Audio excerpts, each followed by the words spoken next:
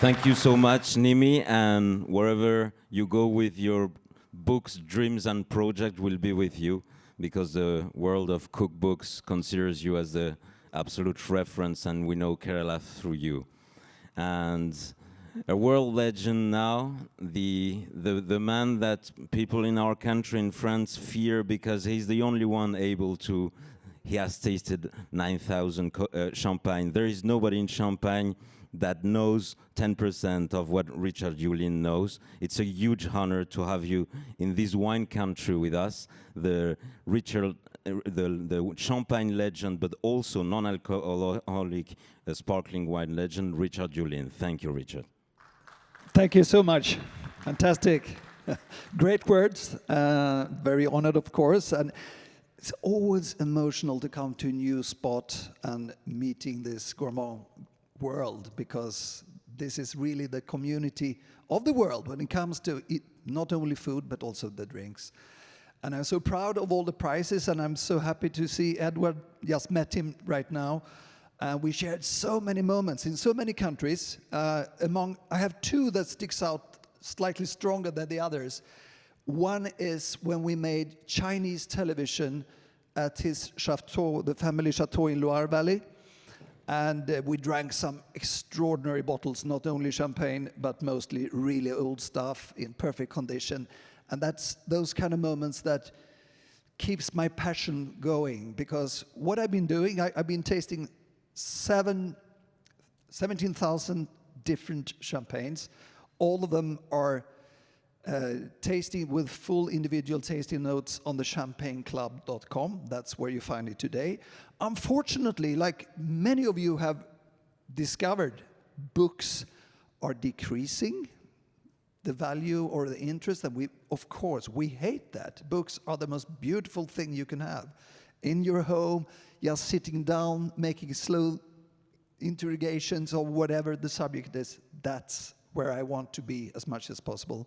So I'm also competing with a book more for the broad audience. Normally I make this kind of coffee table, huge stuff with a lot of information and a lot of words. Edward wrote a foreword to one of them saying that Richard is the master of putting words on top of each other. A little bit too much sometimes. You said something like that.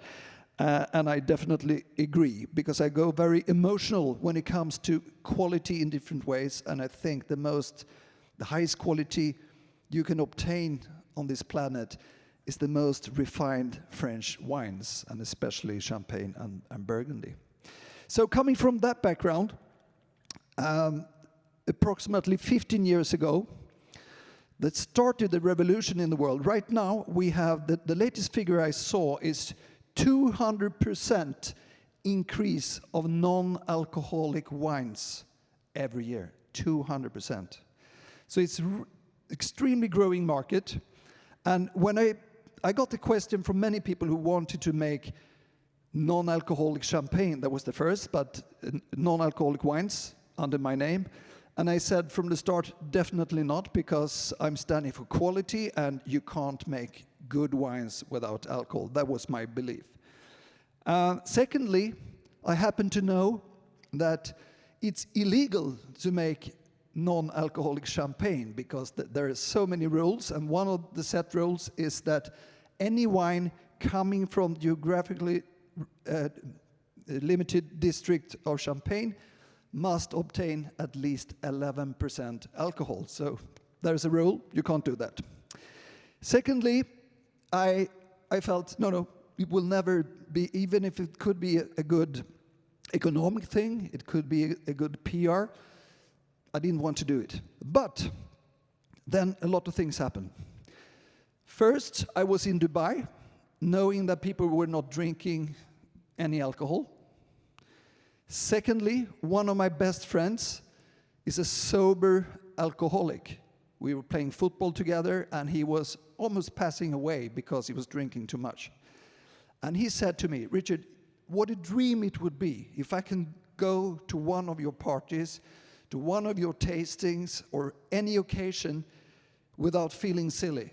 If I can stand with a glass of something which is lacking alcohol and join you in the social event that alcohol is bringing. That would be a dream. Then my wife was pregnant, couldn't drink. And then the major event that made me try this sector was when I was in Singapore at the home of one of the most influential persons in the government of Singapore. He's a great wine collector and wine lover. And when we were pouring the wine, we were pouring 2-3 centiliters or something like that. Very, very small amount, because he said, there are so many people here who are lacking in Asia, so who are lacking this enzyme that tears down the alcohol. So the drinking problem, even if you like it, you cannot drink alcohol. So it would be a nice thing with non-alcoholic. And during that dinner, 2 of the ladies during the dinner, they were drinking half a glass of champagne, and they fell completely apart. They need to lift them out. So I came home and I said, okay, let's look into this potential project of non-alcoholic wine. Let's start with the idea of getting something similar to champagne, of course not champagne, but sparkling wine. Let's make it French. Let's make it only Chardonnay or only Pinot Noir or a mix of those two. Let's use real cork, great bottles. Let me make the cuvée, the blend of all these kind of grapes, to create something that is by far better than what we used to do before. We know that we need to remove the alcohol, and together with the alcohol, a lot of aromas. So the general belief for a long time for people who are creating, still I would say that's the biggest mistake people who are creating non-alcoholic wine today, is that because you know you're losing so much aromas, you think that you should create something from the start, because you know you need to have an alcoholic wine first and then de-alcoholize this in different technical matters. Today, more and more refined, very often a combination between heating up and chilling down very gently. But the problem you have is that you will remove so many aromas. So people say, let's start with a really big wine with a lot of taste. It can't be weak, it can't be thin. To be able to have a lot of aromas at the end, we need to fill a lot from the start. I did completely the other way around. I felt that the biggest problem for me with the non-alcoholic wines that I tasted was its impurity, the lack of freshness, the lack of elegance, the lack of terroir, these details which for me are the most essential in a great wine as well. So I started, when I made these blends, to go the other way around, as fresh as possible, as clean as possible, as mineralic as possible, with very light, flowery, citrusy aromas. And that became a great success, because today we are in Scandinavia, by far the biggest one, and it doubles every year. And today I also have a red wine, which has been the most tricky to make, Cabernet Sauvignon, Merlot, and Shiraz in Syrah in different combinations. I also make one still white and 2 sparkling, the Rosé from Pinot Noir and the Blanc de Blanc, which is the one that sells a lot. So if you're interested to get this into your country, Peter Lundgren is sitting over here. Raise your hand, Peter, and show where you are. That's Peter. If you find him or any of this interesting connected to my products, speak with him during these days. But I will say, most of all, what's happened now is that in our country and in all of Scandinavia, it has become a great thing in parties. You ask, will you have with or without alcohol? And the bottles look very similar. So when people have a party, they can drink with or without and not showing other people. And it's not a question, it's your own choice. So there's many reasons why it's been increasing around the world, but I will say one of the strongest parts is the health trend. Especially the young generation drinks more and more non-alcoholic, and it's just a trend that started.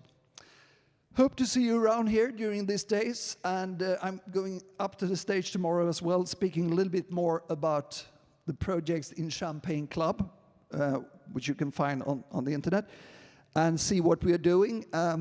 We are right now in a very, very strong process, which is scary and exciting at the same time. There is an avatar that looks like me, sounds like me, who will speak with you on the phone, called The Nose. It's not out yet, but today is the first time I mention this internationally. And there is a lot of technical problems, but when I saw one of my colleagues here speaking about AI food, I felt, yeah, we're probably in a world that we can't be without. Yes, let's hope that it's made responsibly. Thank you.